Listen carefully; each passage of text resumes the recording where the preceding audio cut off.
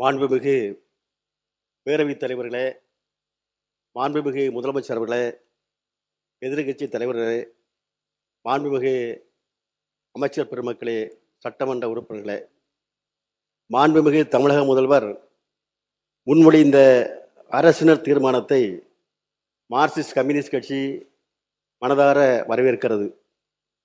2011ஆம் ஆண்டு மக்கள் தொகை கணக்கெடுப்பு அடிப்படையில் தொகுதி வரையறை செய்து 816 முதல் 850 எம்பி தொகுதியை மாற்ற ஒன்றிய அரசு முயற்சி செய்து கொண்டிருக்கிறது.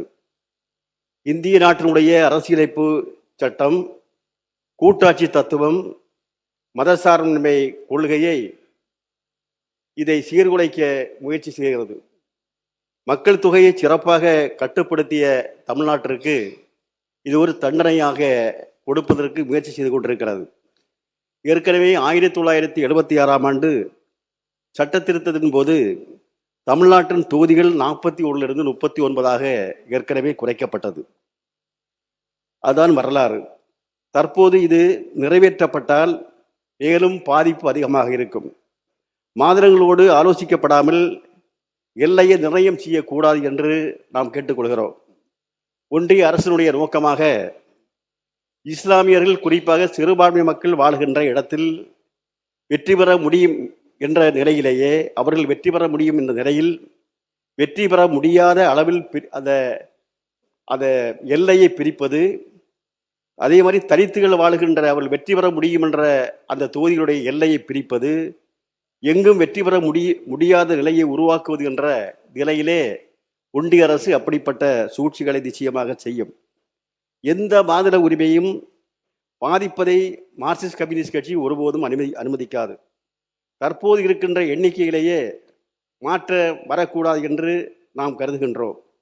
பாராளுமன்றத்தில் 543 பேருக்கு இப்போதே பேச நேரம் இல்லை.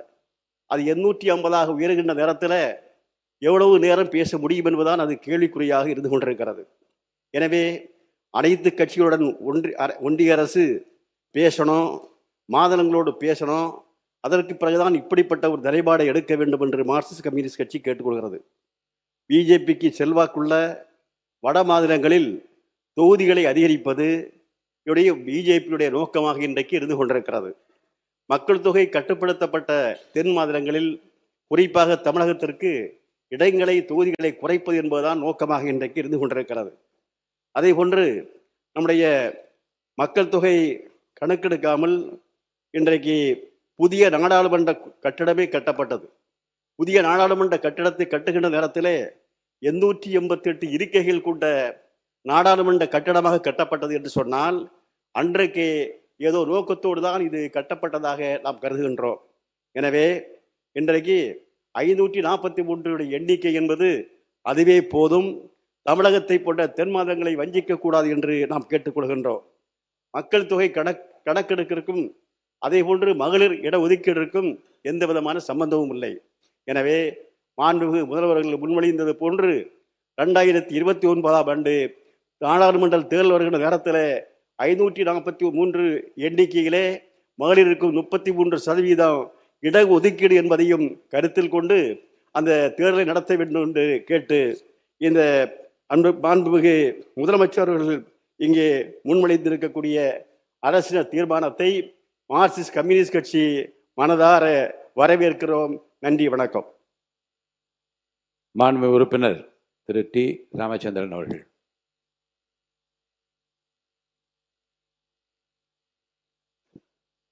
மாண்புமிகு பேரவைத் தலைவர் அவர்களே,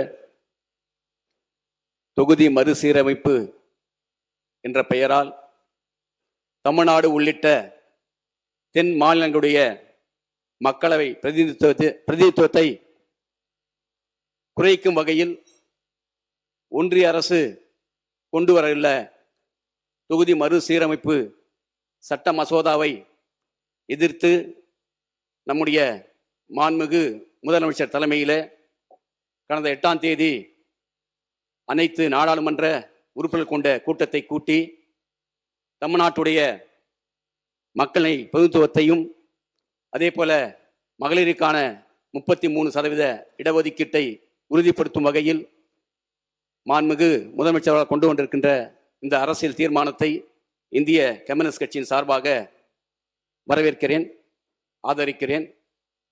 மாண்புமிகு பேரவை தலைவர் அவர்களே,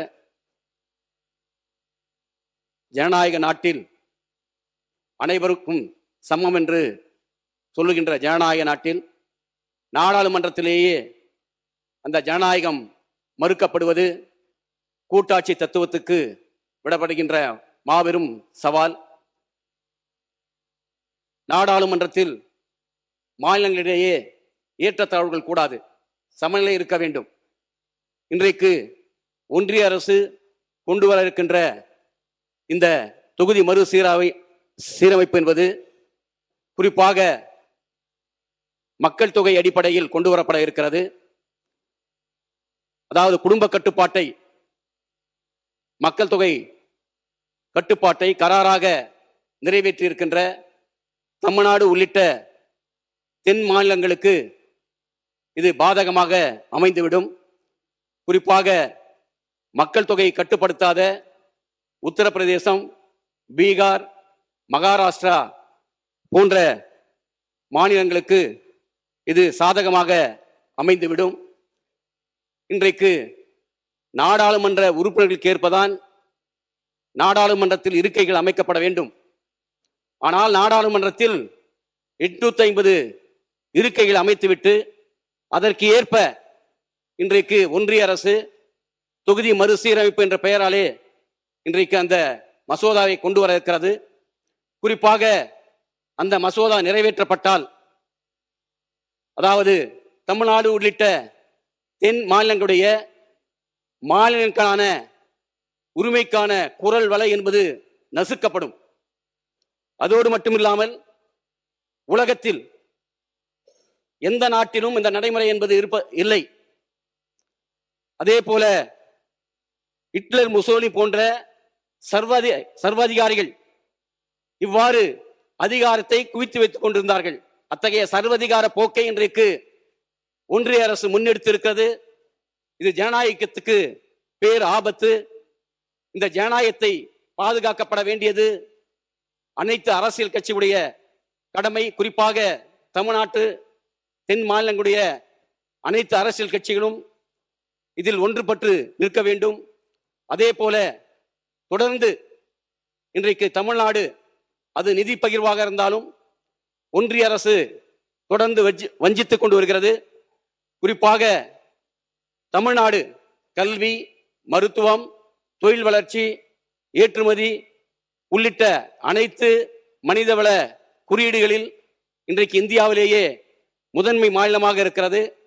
ஆகவே 2021 மக்கள் தொகை அடிப்படையில் இல்லாமல் ஏற்கனவே 1971 மக்கள் தொகை அடிப்படையில் தமிழ்நாட்டுடைய நாடாளுமன்ற உறுப்பினருடைய எண்ணிக்கை, அதே போல தற்போது உள்ள 544 நாடாளுமன்ற உறுப்பினர் எண்ணிக்கை குறையாமல் இருக்கும் வகையில் நம்முடைய மாண்பு முதலமைச்சர் கொண்டு வந்திருக்கின்ற இந்த சட்ட மசோதாவையும், அதே போல பெண்களுக்கான நாடாளுமன்ற சட்டமன்றங்களில் 33% இடஒதுக்கீட்டை உறுதி செய்யும் இந்த மசோதாவையும், அதே போல மக்களவை மாநிலங்களிடையே சதவிகிதம் 2.2:1 என்ற சதவீதத்தை நடைமுறைப்படுத்த வேண்டும் என்று மாண்புமிகு முதலமைச்சர் கொண்டு வந்திருக்கின்ற இந்த தீர்மானத்தை இந்திய கம்யூனிஸ்ட் கட்சியின் சார்பாக ஆதரிக்கிறேன்.